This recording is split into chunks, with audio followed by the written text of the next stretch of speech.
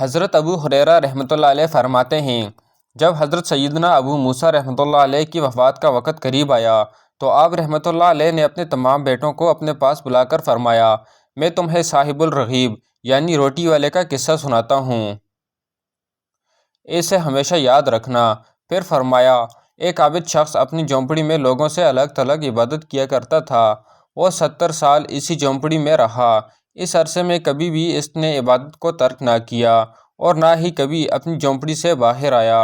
پھر ایک دن وہ جھونپڑی سے باہر آیا تو اسے شیطان نے ایک عورت کے فتنے میں مبتلا کر دیا اور وہ 7 دن یا 7 راتیں اسی عورت کے ساتھ رہا۔ 7 دن کے بعد جب اس کی آنکھوں سے غفلت کا پردہ ہٹا تو وہ اپنی اس حرکت پر بہت نادم تھا اور اللہ تعالیٰ کی بارگاہ میں توبہ کی اور وہاں سے رخصت ہو گیا۔ وہ اپنے اس فعل پر بہت نادم تھا۔ اب اس کی یہ حالت تھی کہ ہر قدم پر نماز پڑھتا اور توبہ کرتا۔ پھر ایک رات وہ ایسی جگہ پہنچا جہاں 12 مسکین رہتے تھے۔ وہ بہت زیادہ تھکا ہوا تھا۔ تھکاوٹ کی وجہ سے وہ ان مسکینوں کے قریب گر پڑا۔ ایک راہب روزانہ ان 12 مسکینوں کو ایک ایک روٹی دیتا تھا۔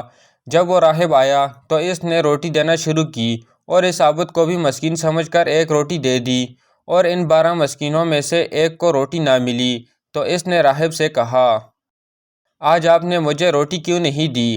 راہب نے جب یہ سنا تو کہا، میں تو 12 کی 12 روٹیاں تقسیم کر چکا ہوں۔ پھر اس نے مسکینوں سے مخاطب ہو کر کہا، کیا تم میں سے کسی کو 2 روٹیاں ملی ہیں؟ سب نے کہا، نہیں، ہمیں تو صرف ایک ایک ہی ملی ہے۔ یہ سن کر راہب نے اس شخص سے کہا، شاید تم دوبارہ روٹی لینا چاہتے ہو، جاؤ، آج کے بعد تمہیں روٹی نہیں ملے گی۔ جب اس عابد نے یہ سنا تو اسے اس مسکین پر بڑا ترس آیا، چنانچہ اس نے اپنی روٹی مسکین کو دے دی اور خود بھوکا رہا، اور اسی بھوکی حالت میں اس کا انتقال ہو گیا۔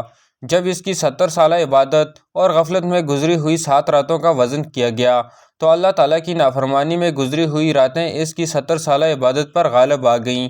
پھر جب ان 7 راتوں کا موازنہ اس روٹی سے کیا گیا جو اس نے مسکین کو دی تھی تو وہ روٹی ان راتوں پر غالب آ گئی اور اس کی مغفرت کر دی گئی۔ دوستو، اگر آپ کو ہماری ویڈیو پسند آئی تو ہمارے اس چینل کو ضرور سبسکرائب کریں۔ شکریہ، جزاک اللہ۔